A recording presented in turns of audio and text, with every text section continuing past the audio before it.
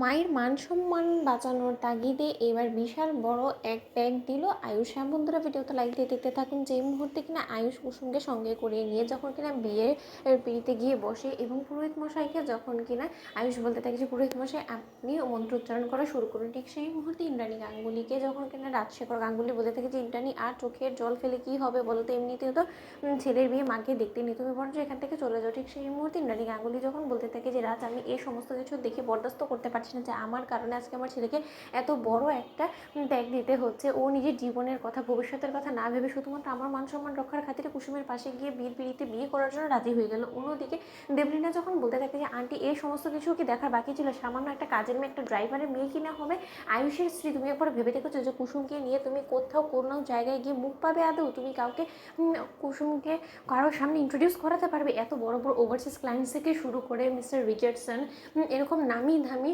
রিসপেক্টেড লোকেরা যখন কিনা আসবে তখন ওদের সামনে তুমি কী করি বা কুসুমকে এরকম গাইয়ে ভূত একটা মেয়েকে তুমি ইন্ট্রোডিউস করাবে বলো তো? সেই সমস্ত কোনো কিছু কথা না ভেবেই তুমি কী করে এরকম একটা বড় সিদ্ধান্ত নিয়ে নিতে পারলে বলো তো? আমিও বলি হারিয়ে যাই আয়ুষকে।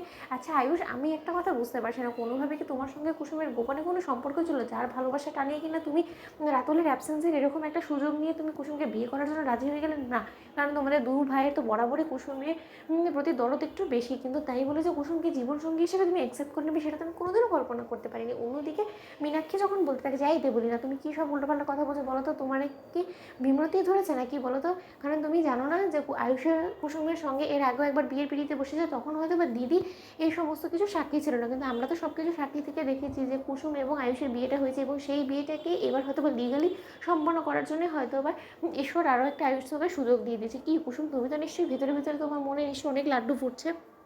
অন্যদিকে আয়ুষ যখন বলতে থাকে যে পুরোহিত মশাই আপনি অন্য কারো কথায় কান না দিয়ে আপনার যেটা কাজ আপনি বরঞ্চ সেটা করা সম্পন্ন করুন, ঠিক সেই মুহূর্তে পুরোহিত মশাই যখন বলতে থাকে যে নিন এবার কনেকে বিয়ের পিড়িতে করে 7 পাক ঘোরান এবং তার পরবর্তীতে ওনাদের শুভদৃষ্টি হবে। ঠিক সেই মুহূর্তে আয়ুষ এবং কুসুমের যখন শুভদৃষ্টিতে একে অপরের দিকে এক দৃষ্টিতে তাকিয়ে থাকে, ঠিক সেই মুহূর্তে ঈশান অনুশ্রীর কাছে গিয়ে বলতে থাকে যে দেখলে তো ঈশ্বরের আসলে ইচ্ছে অন্যটাই ছিল, তার জন্যই তো রাতুল তার জায়গায় আজকে ভাইদার সঙ্গে কুসুমের বিয়ে হচ্ছে। জানো তো, একদিক দিয়ে অনুশ্রী আমি খুব খুশি হয়েছি যে ভাইদার এমন একজন জীবনসঙ্গীকে নিজের পাশে পাচ্ছে যেটা হয়তো বা ভাইদা এখন বুঝতে পারেনি, কিন্তু ভবিষ্যৎ জীবনে ভাইদা ঠিকই নিজের ভাগ্যকে সম্পূর্ণরূপে দোষবে না, কারণ ভাইয়ের দা নিজেও হয়তো বা জানে না যে সে কত ভাগ্যবতী একজন মানুষকে নিজের জীবনে পেয়েছে। কারণ কুসুমের থেকে ভালো আর জীবনসঙ্গী ভাইদার জন্য এবং আমাদের বাড়ির জন্য আর হতে পারে না, কারণ কুসুম সত্যি খুব ভালো একজন মেয়ে এবং ও সবসময় নিজের আগে সবসময় অন্য কারো কথা ভাবে এবং আমাদের গাঙ্গুলি হাউসটাকে ও সবসময় এক সুতোয় গেঁথে রাখবে, এটা আমার দীর্ঘ বিশ্বাস। জানো তনুশ্রী, তো বন্ধুরা লাইক এবং শেয়ার করে সাবস্ক্রাইব করতে ভুলো না।